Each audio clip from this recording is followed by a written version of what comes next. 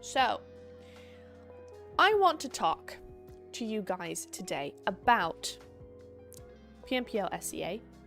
I want to talk about the Lakers, this win from the Lakers at the moment, right? Because we have some very interesting plays coming in from them. Here they are winning. We're going to go back and back and back. There we are. So they actually won. If I can just grab this position that you can see on screen right now, right? This hay bale is kind of insane because it's just one guy. It's Lemon down there. You've got Top looking at him and he still wins it. He still clutches it for his team. So we're going to take a look at that today. We're going to show you guys watching this video right now, and also you guys in chat, how you can do this yourself and kind of what went down, kind of break it down. So let's get into it, shall we? Okay. So we're going to start off all the way back here.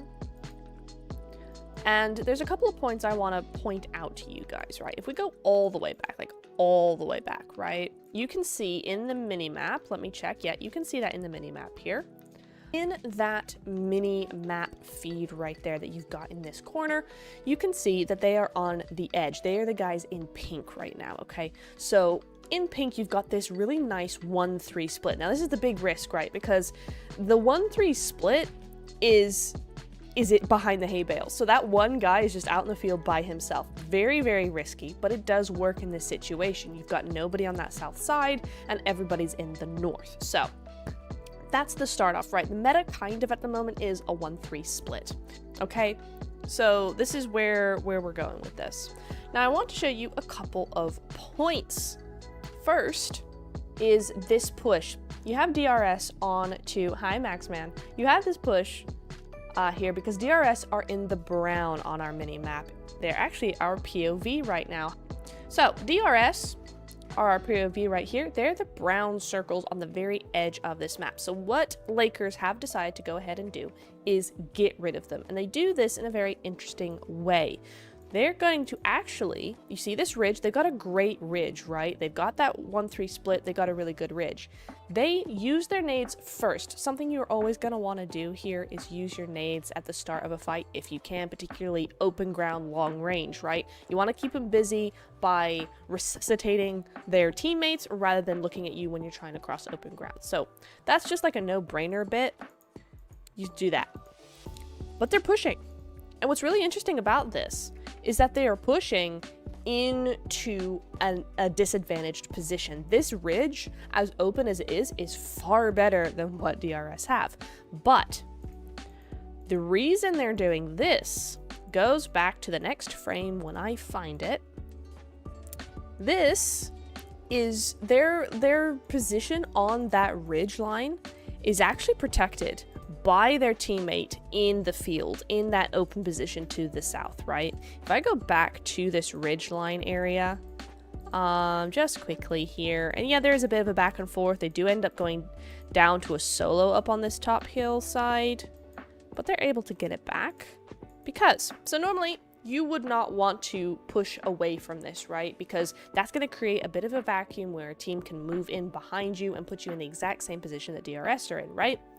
Yes, except when you have this 1-3 split, he is able to protect that position for you. So you are actually able to keep that position, eat your cake, have your cake and eat it too, right? You are able to do all of this stuff and all of this because you got somebody at your back making sure nobody comes up over the top. He can see up this hillside. He's got your back. He can make sure that nobody's actually coming into that vacuum that you've temporarily created, right? Because once they're done with DRS, they will be coming straight back to you, so, or back to this position. So it is a really good spot. This is a very risky play for them to do this. Really risky. If they didn't have this 1-3 split, I would be nervous about this. But because they have this guy in the field, they're fine. He can look everywhere he wants right now. He can look all around here. Okay? So that's point number one. That's what we've got. So that's number one. That's a really good point because they're able to control a lot more of the zone that way if they have that pivotal member just keeping an eye on things, right? Cool. Next, I want to talk about stage 7. Let's go over to stage 7 real quick. This is stage 6 right now. Okay. This is stage 7. Here we go. And again, we're gonna look at the map feed here just a little bit. We're gonna before Palucci gets knocked, which is unfortunate, but it happens and they win the game anyway, so it doesn't matter. It's completely fine. Can we go to the point where he was not knocked? Oh my goodness, there we go. Okay, so we've got a lot of movement going around here, but I am going to zoom in on the map feed for you guys so you can get a little bit of a look-see. What do you notice here about where the zone has gone and kind of the zone control that this team has, right? Because if you notice, they have here a center, edge. Oop, that's a bit large. Edge, right? They've got a center edge position here with all of their players. And even though this guy, yes, eventually does get knocked, a teammate comes in to actually replace him, try and revive him and then replace him. So not a problem. We still have the same format going, right? Look at this. Look at what we got going here. You've got angles here, here, here, here, here, here, here, here, here, here, here. They're everywhere. Everywhere you look, even if they have that really disadvantaged position of that low ground, they have angles everywhere. Just everywhere. That is complete control of the zone, right? Look at this. These guys don't know what to do here because, oh my god, there's nowhere for them to go. If they go here, nah. If they go here, if they try and go around, no, no, no, no, no. So there's a lot of no's happening just because of the center edge position that they've got going. That's point number 2. That's point number 2, okay? Point number 3 is the fact that this team does not continue in a way that momentum from DRS over onto the others. They don't go full aggro, okay? Let's reset this real quick. They don't go full aggro.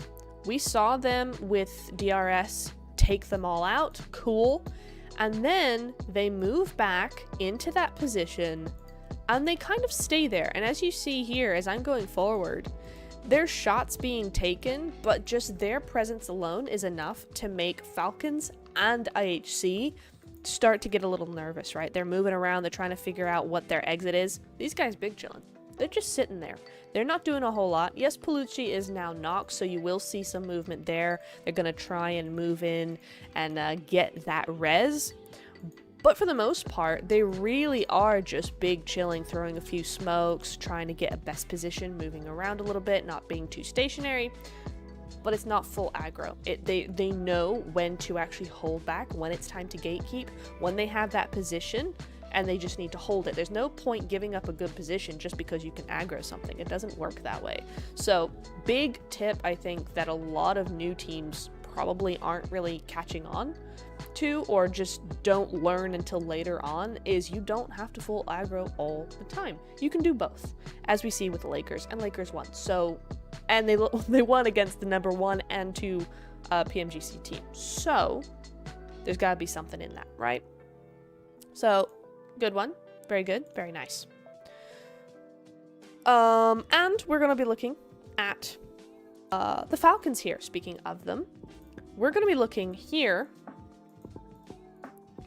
that you could say, oh, okay, well, the Falcons, IHC, whoever, they actually have the advantage in this position. They have the high ground, they have the houses. It's really Lakers who have the issue here. Not really, because if you're looking at the angle of this, and this is where I'm going to be using my hands because it's kind of hard to differentiate here in game from a screen, but kind of you see this ridge line, right? The minute that Rogue pops his head over, they can see up. It's kind of like you have this kind of ridge line. you have this is the ridge line, right? No, this is the ridge line. This is the ridge line. The minute that they come up over it, the guys down here have a clear headshot. Boom. They meet in the middle. They do a little bit of this, right? So that is how it is across this entire side. All of this is the exact same. So for the guys down here, for the Lakers, this is actually not a bad spot. Yes, it's downhill. That comes with its disadvantages. But IHC and Falcons aren't really in all that great a position either. Okay, so just before we have a thought that, oh, you know, Lakers, yes, is it disadvantaged? Obviously. Is it that disadvantaged? Not really. They have their own way to get about this, right? And the final point I have for this play in particular about why the Lakers were able to actually win this game is the final fight here that Falcons did a pretty good job of trying to get in here. You've got Top on one side, you've got Nurzed on the other. They're trying to have those two angles. They're trying to do a pincer move. They played this really well. But you're looking at, hang on, let's go back. You're looking at these guys. So here we go. We got 1, 2, 3. Look at all the angles that these chickens have, right? Look at them. Boop, boop, and boop. So it's not only, it doesn't really have a, I'm only gonna do the solo Lemon's position only really has an angle on Nurzed there because of the tree. But you've got Falcons trying to do their own pincer. But at the same time, all three or almost all three of the Lakers have their own pincer move individually. They got angles on everybody right now. So there's a lot of control still happening from this. As you can see in that mini-map feed, 3v2, they got majority of the zone, blah, blah, blah. But if you really break down the angles, you can see how tight it actually is in there, right? So as you move forward, you see this sort of happening. You do have Top doing some really great work. I think he gets one of them. Nurzed trying to throw some nades, looking really good. Yeah, you got Top doing his thing, but Top goes down. So Rock is able to get that sorted. Nurzed trying to defend his teammate here, but if you actually look at the last player or the guy that got Nurzed, we're not going to be able to see it, but you are actually. The guy that got Nurzed is this guy.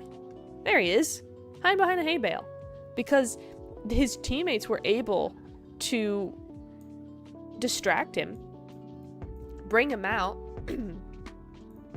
make him move around a little bit, out this way, so that our boy Lemon could grab it. So it's these sort of angles, you're playing with angles, and while trees are not good cover, like at all, they're one of the worst pieces of cover actually. It's really good to kind of see this and see how it's not so much trying to get the knock themselves, right? It's trying to get them out of cover so your teammate can get the knock. In esports, it doesn't really matter who gets the elimination as long as you get the elimination. The win is better than the dub.